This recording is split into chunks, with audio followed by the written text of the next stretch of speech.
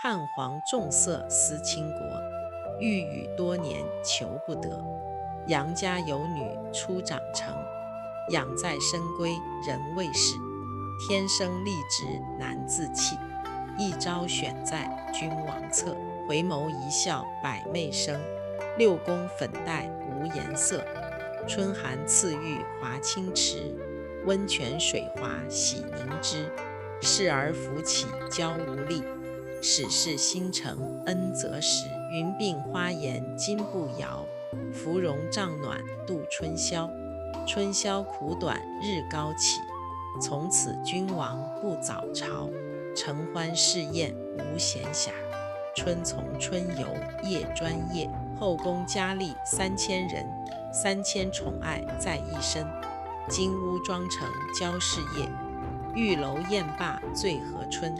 姊妹弟兄皆列土，可怜光彩生门户。遂令天下父母心，不重生男重生女。大家好，我是败家女。在中国历史的长卷中，杨贵妃短暂而绚丽的一生总是与绝世美貌、爱情悲剧以及王朝兴衰紧密相连。她的故事在正史与野史的交织中流传千年而不衰。她本名杨玉环，本是蜀州司户杨玄琰的女儿，但父母早逝，由叔父抚养长大。杨家血统高贵，乃东汉高门杨震的后代，与隋文帝杨坚、越国公杨素同属弘农杨氏家族。16岁那年，因为参加咸宜公主的婚宴而与寿王李瑁结识，同年被封为寿王妃，成为李瑁的妻子。19岁参加皇室的家宴，53岁的唐玄宗被这位貌美非常的儿媳所吸引，但他是在自己深爱的武惠妃去世后才爱上杨贵妃的。传说当年56岁的唐玄宗在骊山温泉宫召寿王妃入宫，两人一起在骊山待了18日。而为了能够彻底合理地占有爱人，高力士建议让寿王妃先入道观为道士，寿王李瑁则安排另立韦氏为王妃。3年后，唐玄宗在名正言顺将法号太真的杨玉环接入宫中，册封为贵妃。白居易在《长恨歌》说：一朝选在君王侧，从此君王不早朝。唐玄宗沉溺在美人的举手投足、一颦一笑之中，与杨贵妃日日芙蓉帐暖度春宵。后宫佳丽只专宠一人，杨家的兄弟姊妹也雨露均沾，人人列土封侯。杨家的女儿光耀门楣，民间甚至流传不重生男重生女的观念。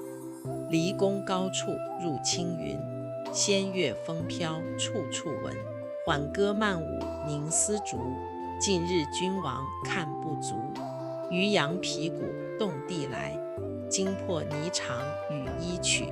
九重城阙烟尘生，千城万骑西南行。翠华遥遥行复止，西出都门百余里。六军不发无奈何，宛转蛾眉马前死。花钿委地无人收，翠翘金雀玉搔头。君王掩面救不得，回看血泪香鹤流。黄埃散漫风萧索，云栈萦纡登剑阁。峨眉山下少人行，旌旗无光日色饱。蜀江水碧蜀山青，圣主朝朝暮暮情。行宫见月伤心色，夜雨闻铃肠断声。天悬日转回龙驭，到此踌躇不能去。马嵬坡下泥土中，不见玉颜空死处。君臣相顾尽沾衣，东望都门信马归。归来池苑皆依旧，太液芙蓉，未央柳。芙蓉如面，柳如眉。对此如何不泪垂？春风桃李花开日，秋雨梧桐叶落时。西宫南内多秋草，落叶满阶红不扫。梨园子弟白发新，椒房阿监青娥老。西殿萤飞思悄然，孤灯挑尽未成眠。迟迟钟鼓初长夜，耿耿星河欲曙天。鸳鸯瓦冷霜华重，翡翠清寒谁与共？悠悠生死别经年，魂魄不曾来入梦。杨贵妃不仅外表出众，还精通音律，能歌善舞，与酷爱艺术的唐玄宗十分契合。年老的唐玄宗逐渐纵情于声色享乐，权臣李林甫、杨国忠等人趁势把持朝政。天宝14年，西元755年，安禄山、史思明以清君侧反杨国忠为名，在范阳起兵造反，叛军势如破竹，直逼长安，史称安史之乱。唐玄宗不得已带着杨贵妃、杨国忠等人仓皇出逃。行至马嵬驿时，经陕西兴平市，护驾的禁军士兵在将军陈玄礼的带领下发动兵变，以毁朝乱政之由，要求处死杨国忠与杨贵妃。唐玄宗为稳定军心，不得不下令赐死杨贵妃。可怜的贵妃就这样缢死在佛堂的梨树下。《长恨歌》说：花钿委地无人收，翠桥金阙玉搔头。君王掩面救不得，回看血泪相和流。杨贵妃死时年仅38岁。叛乱平息后，君王重返长安，路过马嵬坡，只见荒凉黄冢，不见佳人容颜。回宫后经常睹物思人，触景生情。灵穷道士洪都客能以精诚治魂魄，未感君王辗转思绪，教方士殷勤密排，空欲气奔如电，升天入地求之变。上穷碧落下黄泉，两处茫茫皆不见。忽闻海上有仙山，山在虚无缥缈间。楼阁玲珑五云起，其中绰约多仙子。中有一人字太真，雪肤花貌参差是。金阙西厢扣玉迥，转教小玉报双成。闻道汉家天子使，九华帐里梦魂惊。懒衣推枕起徘徊，珠箔银屏迤逦开。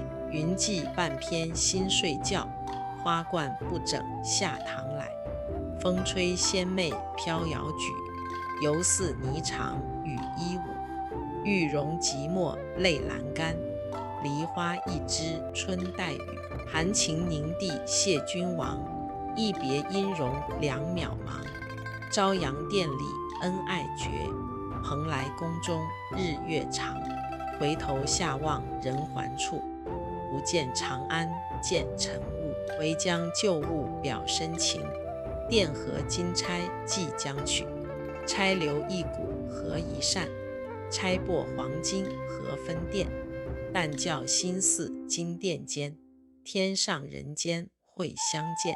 临别殷勤重寄词，词中有事两心知。7月7日长生殿，夜半无人私语时。在天愿作比翼鸟，在地愿为连理枝。天长地久有时尽，此恨绵绵无绝期。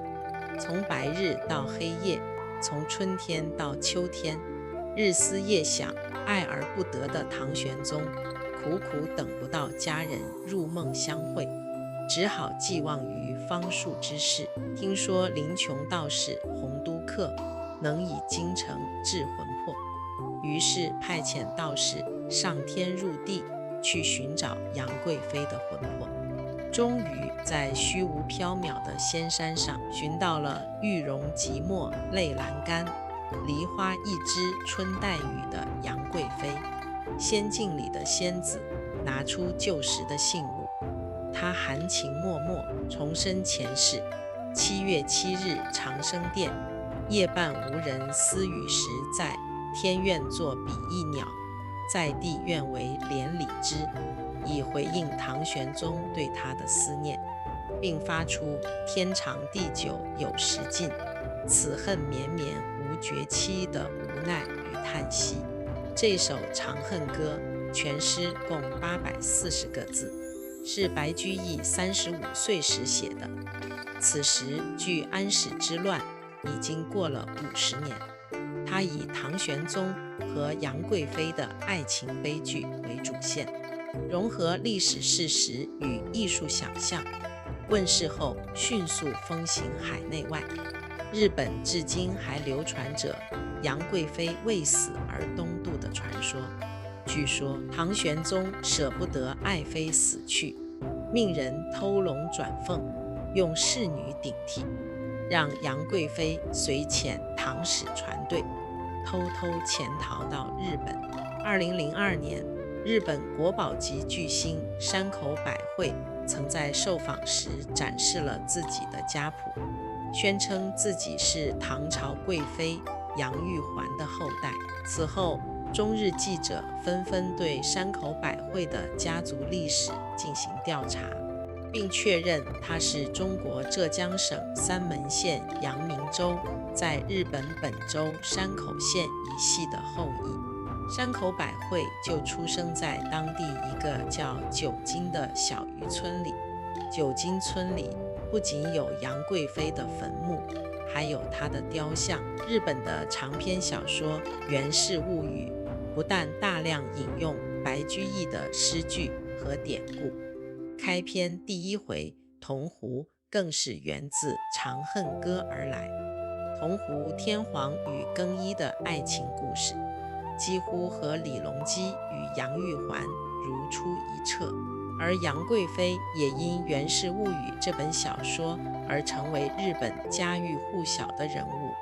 她的名气几乎和孔子一样，现今在日本京都的涌泉寺中还可见到一尊距今已经700余年的杨贵妃观音像。